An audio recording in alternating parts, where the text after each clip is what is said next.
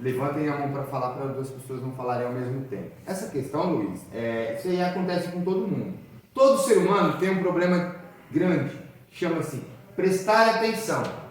Quantas vezes a gente vai numa aula, senta para assistir uma aula na escola, mas o pensamento está fora da escola.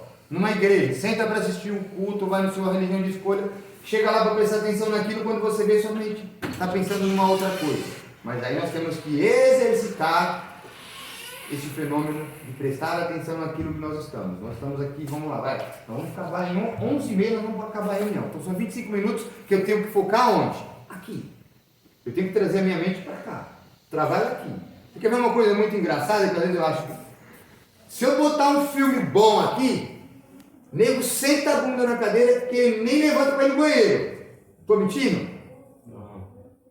Aí às vezes numa reunião, se eu não tomo cuidado, eu deixo. Lembra aquele que nós falamos de manhã? O meu inimigo quer me tirar daqui, que sou eu mesmo. Sendo que são coisas, informações que são imprescindíveis para mim aprender a lidar lá fora. De repente, essa síndrome, tá? Essa crise de abstinência, ela pode não se apresentar aqui dentro, mas ela pode se apresentar lá fora. E aí, de repente, você tem um desses sintomas, você, opa, pode ser como pode não ser, mas eu vou fazer o quê? Vou me policiar. Continuando aqui, ó. Nós paramos na ação, né? Aí nós vamos para a manutenção. Momento para comprovar-se a efetividade da mudança e verificar a estabilidade da mudança. Recaída. A recaída consiste na recorrência dos sintomas da dependência após um período de melhora. A recaída seria um retorno a níveis anteriores de uso, seguido de uma tentativa de parar ou diminuir esse uso, ou apenas o fracasso de atingir objetivos estabelecidos por um indivíduo após um período definido de tempo. O que acontece? A recaída, ela nunca é ocasional ou eventual, ela vem num processo. Para que você recaia, de novo parou de funcionar. Para você chegar na recaída propriamente dita do uso da substância, você vem num processo. Você entendeu? E esse processo geralmente ele começa onde? Nunca se esqueça disso. Tudo começa na sua mente. Tudo começa na sua mente. Por exemplo, evitando aquilo que eu tinha que procurar. Estar dentro de uma sala, estar dentro de uma religião de escolha, você entendeu? Eu deixo de fazer essas coisas que me são sugeridas. Na minha mente eu acho que eu não preciso mais. Fiz 6 meses de tratamento, estou bem, estou curado. Acabou, não vou voltar mais a usar. Deixo de fazer o que é sugerido. E aí, com o passar do tempo, eu começo a procurar as coisas que me eram sugeridas e eu não procurar. Velhos amigos, porque na minha mente não vai ter problema. Você entendeu? Então tudo começa na nossa mente. Começa na mente, reflete-se no comportamento. E aí eu volto a frequentar os barizinhos, volto a frequentar as rodinhas que eu não devia frequentar, volto aí a sair com os amiguinhos de ativa, que não são amiguinhos porcaria nenhuma, você entendeu? E aí quando você vê, você está na ponta do precipício. A distância da recaída, da recuperação para a recaída, é a distância do meu braço. Por que fala que eu tenho que evitar estar em lugares? Porque os lugares acabam influenciando. Lembra daquele exemplo que nós fizemos aquele dia da questão do jogar sinuca? Ah, vou no bar, só vou jogar uma sinuca, eu gosto de jogar sinuca, não vou no VP. Começa a jogar sinuca um dia, começa 2, depois começa a namorar o copo, quando vê, de repente tem um problema familiar em casa, brigou com a irmã, brigou com a mãe, brigou com a esposa, com os filhos, vai lá e pumba, bebe. Então eu tenho que evitar isso. O processo de recaída, para todos, ele não é igual. Não é. Cada um está no estágio da recuperação aqui, como cada um também está no estágio da doença. Tem pessoas que se reconhecem como doente aqui, tem pessoas que não se reconhecem. Mas isso vai de indivíduo para indivíduo, a gente tem que trabalhar isso. Nós vamos entrar nos exercícios agora, que eu gostaria que vocês vão me passar. Eu não vou falar, porque senão fica fácil eu dar mastigado para vocês. Mas está na hora de cada um de vocês aprender a identificar isso daí. Por exemplo, eu quero que alguém identifique um local de risco. Vou pegar Luiz. Qual que é o local de risco para você, Luiz? Favela. Baile. Espera aí. Então vamos lá. Tá, vamos verbalmente. O local de risco para o Luiz é o? Baile, favela. Baile, funk, favela. Então é um local onde ele identifica que ele não deve estar. Correto? Você admite isso, Luiz? Sim ou não? eu preciso entrar com ele num processo para ele entender o porquê ele não deve ir. Fala, mamãe. Isso aí já entra nos evites, né? Lugares, pessoas. Sim, ambientes. mas é o que eu falo. Enquanto a mente dele não entender de que é um local que ele tem que evitar, fica difícil. Vocês estão entendendo? Fica difícil. Vamos lá. Rafael, local seu. No meu trabalho, eu trabalho com dinheiro no dia a dia e tem muito droga e que fica muito Outra cercado coisa. de inimigos. Cercado de inimigos, cercado de droga e cercado de dinheiro. E não é que é fácil de vocês terem a recaída.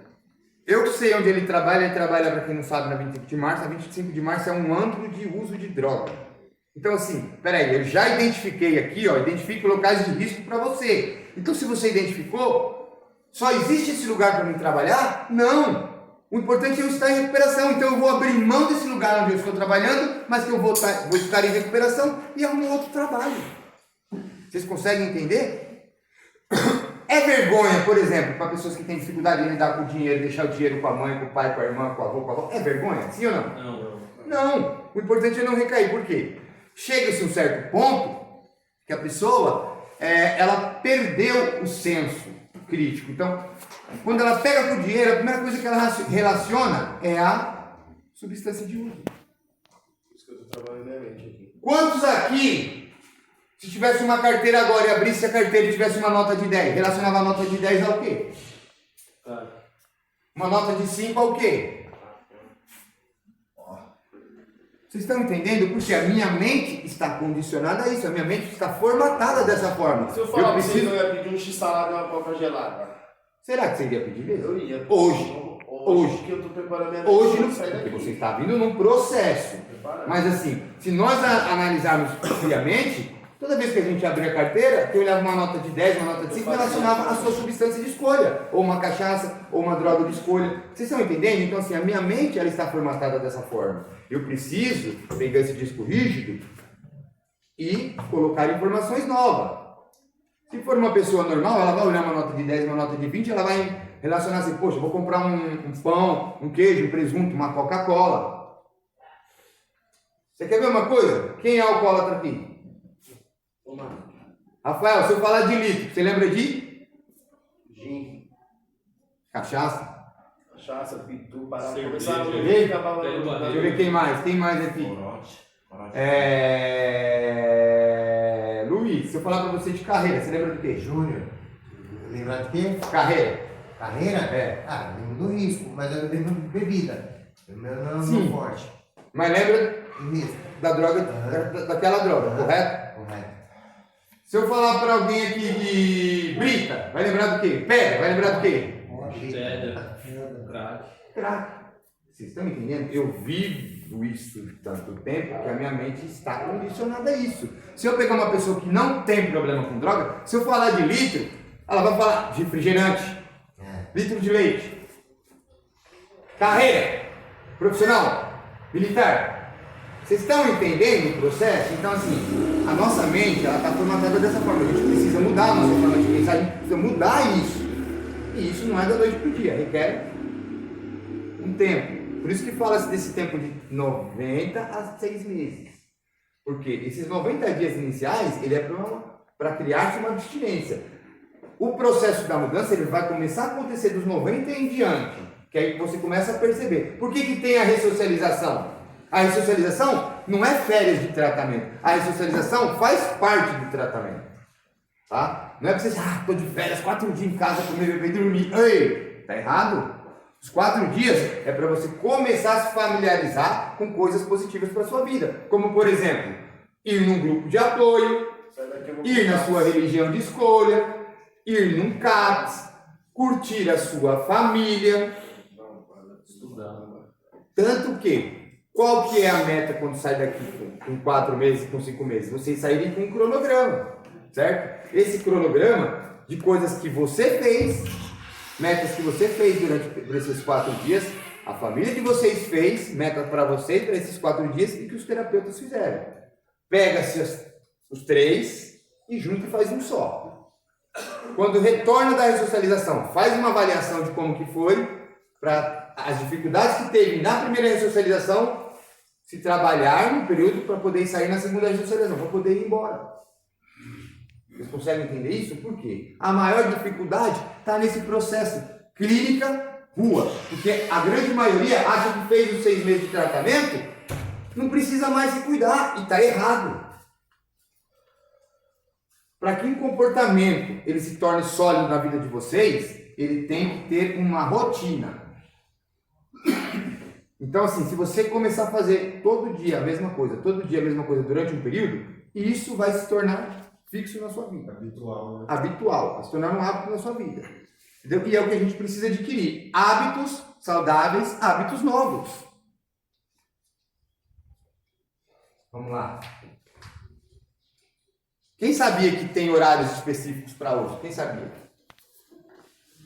Você sabia? É sério. É verdade. Não é horários específicos. Rafael, entenda o que eu estou dizendo. Não é horários específicos para uso. Horários específicos, por exemplo, onde a crise de abstinência pega mais o ser humano. De noite. Por exemplo, o cara... Vou pegar você, posso fazer um exemplo, Rafael? Vamos trocar. Não precisava dar uma caneta, gente. Pelo amor de Deus.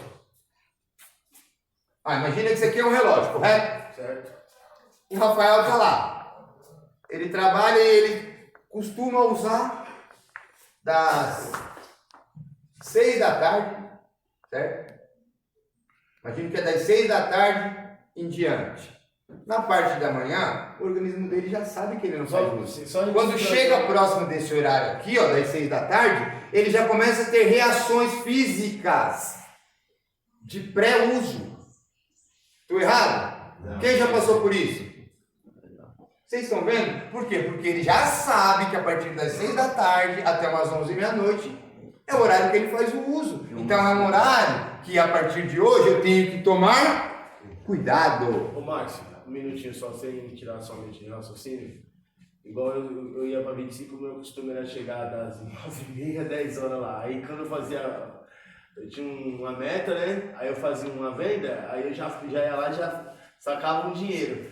Mas antes de eu ter a briga no meu relacionamento, eu usava de dia e quando chegasse em casa eu não podia usar nada. Pra você ver que eu tô envolvido com uma pessoa há uns 8 para 7 anos e não consigo, não levava droga para dentro da casa, nem colocava uma caixinha de cerveja dentro da geladeira. E de uns 9 meses para cá eu tava usando de manhã até de madrugada. Aí chegava na cama eu ficava igual um bife, igual o senhor falou, um lado e pro outro. E de noite eu não usava. Quando eu tava de boa com a mulher. Deixa eu concluir aqui. Porque eu recaí foi que eu ficava. Aí nesses 9 meses eu virei um tipo.